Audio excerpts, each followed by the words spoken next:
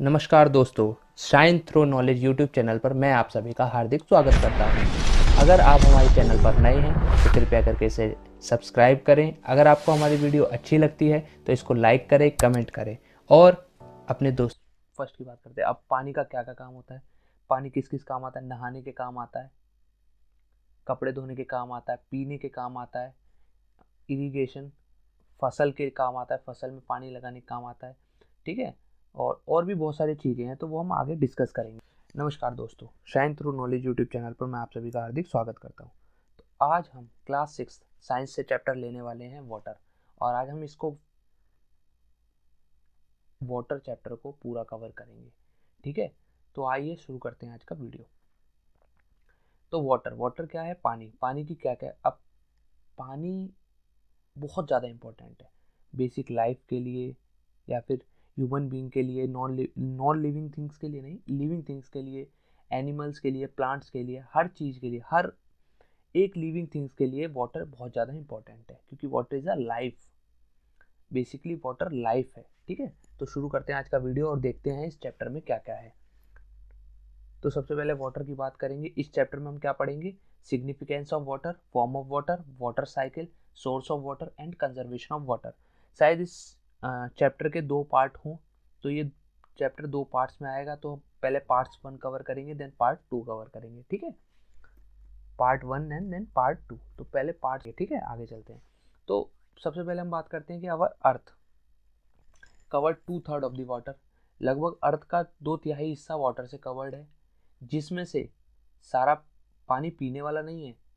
सारा पानी पीने वाला नहीं है, कुछ पानी नॉन पोर्टेबल है, यानी क्या बोल सकते हैं, या फिर जिसमें कंटेनिंग सॉल्ट नमक पाया जाता है, मतलब पीने का पानी कम है, सॉल्ट वाला पानी ज़्यादा है।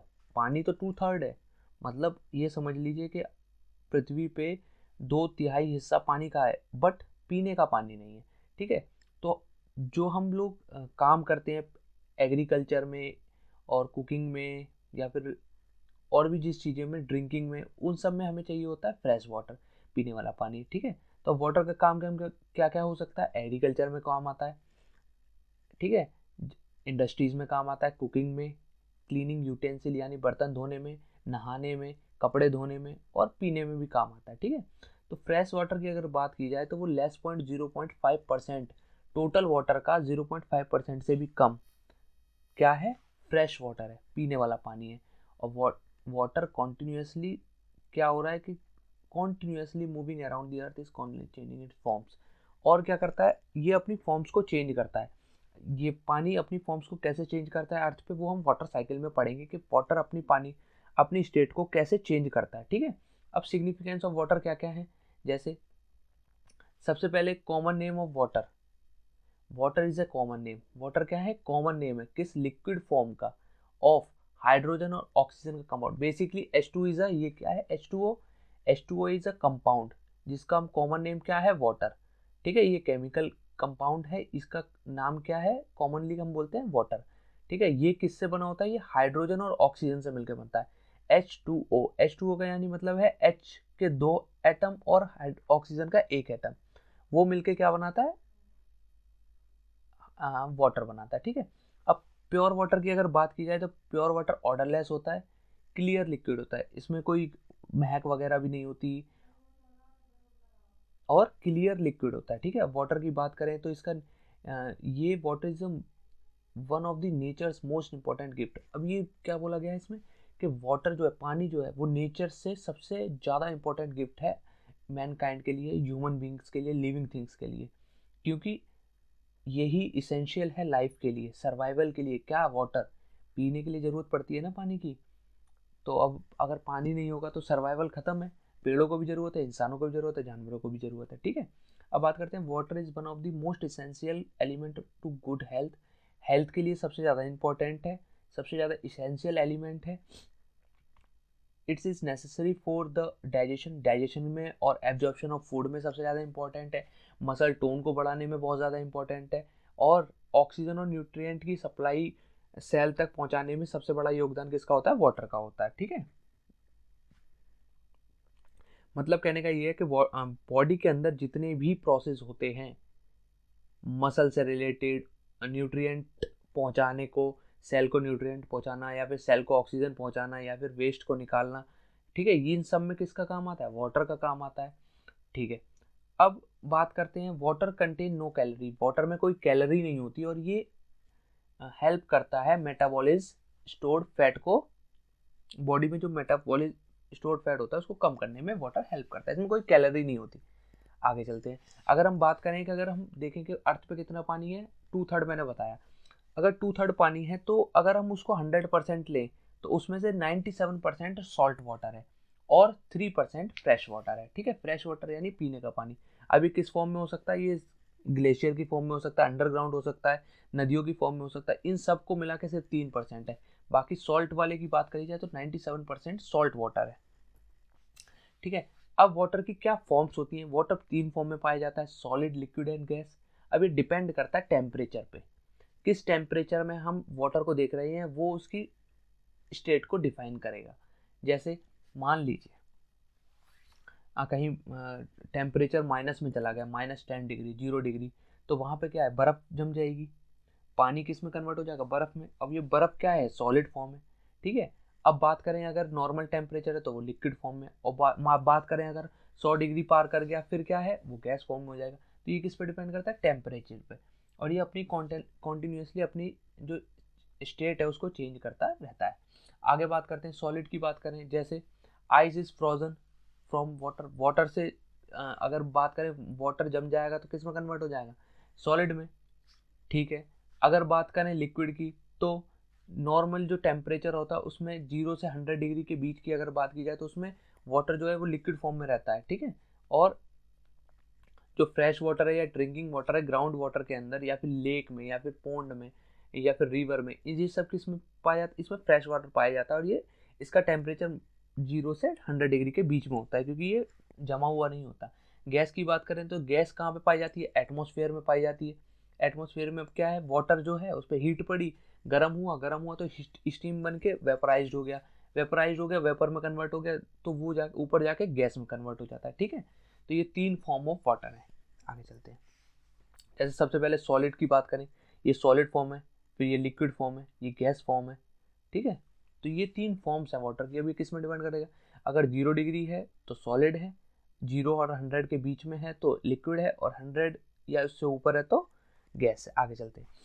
अब क्या होता है कि ये अपनी स्टेट्स को चेंज करता है वाटर, तो हम इसको क्या बोलते हैं? जैसे अगर वाटर गैस से लिक्विड में कन्वर्ट हो रहा है तो उसको हम बोलते हैं कंडेंसेशन प्रोसेस। ठीक है, जब कोई गैस लिक्विड में चेंज हो तो उसको हम बोलते हैं कंडेंसेशन प्रोसेस। ठीक है, this is when the gas cool and lose energy. अब इसमें क्या है? कूल हो गई, वो गैस क्या हो गई? कूल हो गई, ठंडी हो गई और अपनी एनर्जी लूज कर दी। बेसिकली कहने का मतलब ये है, कंसेप्ट समझना है यहाँ पे। कंसेप्ट ये है कि जब भी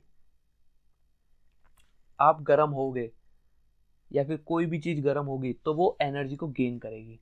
ठीक है, जैसे आपको गुस्सा आता है तो आप गर्म होते हो ना, तो एनर्जी गेन करते हो, फिर मारते हो गिरा गिरा के। ठीक है, तो ये क्या है? एनर्जी को गेन करना।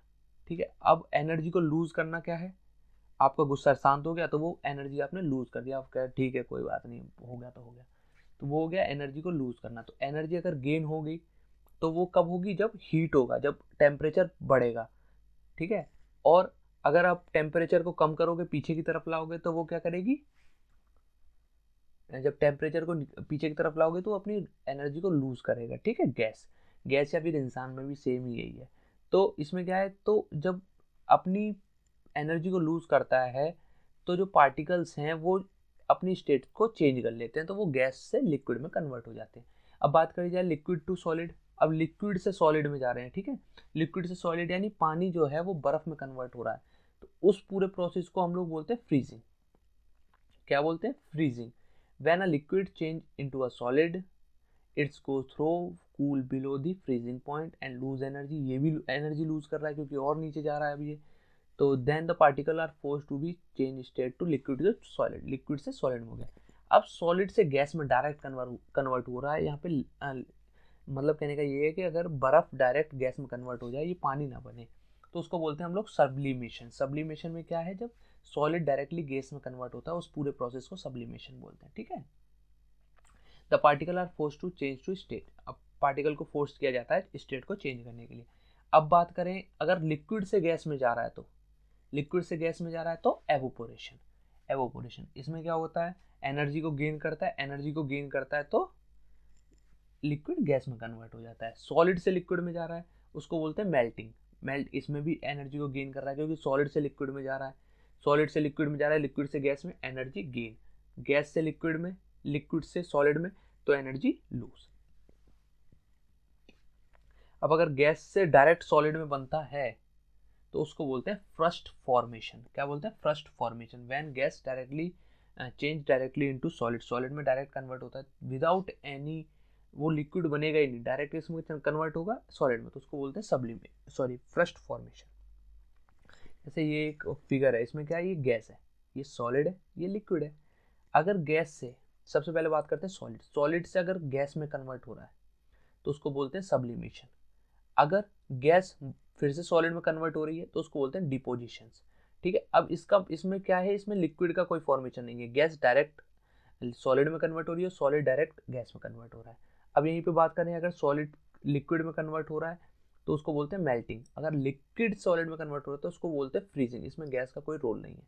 अगर लिक्विड गैस में कन्वर्ट होता है तो उसको बोलते हैं एवोपोरेशन, भाप बन के उड़ना। पानी को गर्म करो, भाप बन के उड़ जाएगा। अगर भाप ठंडी हो जाएगी, कंडेंसेशन, ठीक है, तो वो पानी में कन्वर्ट हो जाएगी। ठीक है, इसमें अब ये क्या है, सॉलिड से लिक्विड में जा रहा है तो एनर्जी गेन, लिक्विड से सॉलिड में एनर्जी गेन, लिक्विड से गैस में तो एनर्जी गेन, गैस से लिक्विड में एनर्जी लूज, लिक्विड से सॉलिड में एनर्जी लूज। आगे चलते हैं, condensation, freezing, sublimation, first formation, evaporation, melting, ये मैंने आपको बता दिया। कंडेंसेशन क्या होता है, लिक्विड से इसमें क्या होता है, gas become liquid, gas liquid बन जाती है, ये भी मैंने जो पीछे बताया वही है। ठीक है, आगे चलते हैं, वाटर साइकिल क्या होती है।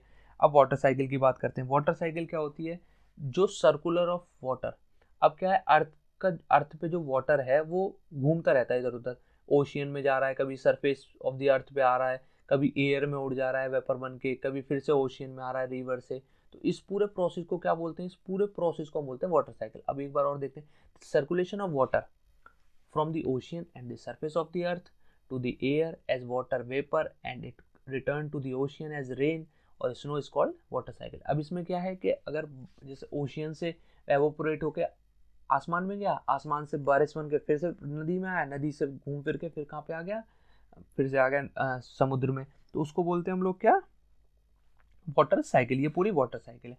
Water is constantly being cycled between the atmosphere, ocean और लैंड, इसके बीच में ही चलता रहता है। ठीक है, और ये इंपॉर्टेंट भी है, ये इंपॉर्टेंट प्रोसेस है किसके लिए, लाइफ ऑफ द अर्थ। अर्थ पे जो लाइफ है वो इस वाटर साइकिल की वजह से ही मेंटेन है, क्योंकि अगर बारिश ही नहीं होगी तो फिर फसल कैसे होगी, पानी कैसे आएगा पीने के लिए। तो ये एक नेचुरल प्रोसेस है और ये बहुत ज़्यादा इंपॉर्टेंट प्रोसेस है। इसमें क्या होता है, वाटर एवोपोरेट होता है, उसमें एवोपोरेट होकर क्लाउड में कन्वर्ट होता है, देन क्लाउड मूव लैंड के पास जाते हैं। बेसिकली कहने का मतलब समुद्र है, समुद्र का पानी भाप बन के ऊपर उड़ा, देन वो बादल में कन्वर्ट हुआ, बादल में कन्वर्ट होके कहाँ गया, लैंड पे गया, जहाँ पे जमीन है, जमीन पे जाके बरसा, जब बरसा तो वहाँ पे फसल वसल है, सब हो गया, और ऊपर जाएगा पहाड़ों में जाके स्नो बन जाएगा, ठीक है, आइस बन जाएगा वहाँ पे। अब ये क्या होगा, जब वहाँ पे पिघलेगा तो फिर नदियों में आएगा, नदियों से फिर कहाँ चला जाएगा, ओशियन में। तो ये पूरा प्रोसेस है। ठीक है, आगे चलते हैं, जैसे ये है, अब ये क्या है, यहाँ पे एवोपोरेशन हुआ, सूरज की गर्मी से एवोपोरेट हुआ, भाप बनकर उड़ा, बादल बना, बादल बन के लैंड पे गया और ऊपर गया। अब ये इधर गया, लैंड पे भी जाएगा और स्नो ये पहाड़ों पे भी जाएगा, पहाड़ों पे गया तो ज़्यादा ठंड है तो मेल्ट बन गया, सॉरी बर्फ़ बन गया। और अगर लैंड की बात करें तो लैंड में क्या आ रहा है, यहाँ पे बारिश बन के उड़ता है। अब ये यहाँ से स्नो जब मेल्ट होगी तो ये रिवर के थ्रू कहाँ आएगी, फिर से ओशियन में, ये कहाँ पे आएगा, फिर से ओशियन में, और ये कहाँ पे जाएगा, और ये अंडरग्राउंड में चला जाएगा। ठीक है, अंडरग्राउंड। ठीक है, ये पूरा प्रोसेस है वाटर साइकिल का। आगे चलते हैं, जैसे सेम प्रोसेस है, इसमें भी क्या है, ओशियन है, ओशियन से एवोपरेट होके क्या हुआ, बादल बना, बादल बनने के बाद उधर गया, उधर जाके फिर से बरस गया तो यहाँ पे बर्फ़ में कन्वर्ट हो गया या फिर लैंड पे जाके गिर गया। अब ये घूम फिर के कहाँ जाएगा, ओशियन में आ जाएगा। ठीक है, और ये ग्राउंड वाटर है। ग्राउंड वाटर क्या है, अब ये जब ज़मीन पे गिरेगा तो ज़मीन से नीचे भी जाएगा, सॉइल के थ्रू नीचे जाएगा, तो ये भी वापस उसमें ही आता है। आगे चलते हैं, तो आज की वीडियो में इतना ही। ठीक है, अगर आपको वीडियो अच्छी लगी हो तो सब्सक्राइब करें, लाइक करें और अपने दोस्तों के साथ शेयर करें। धन्यवाद।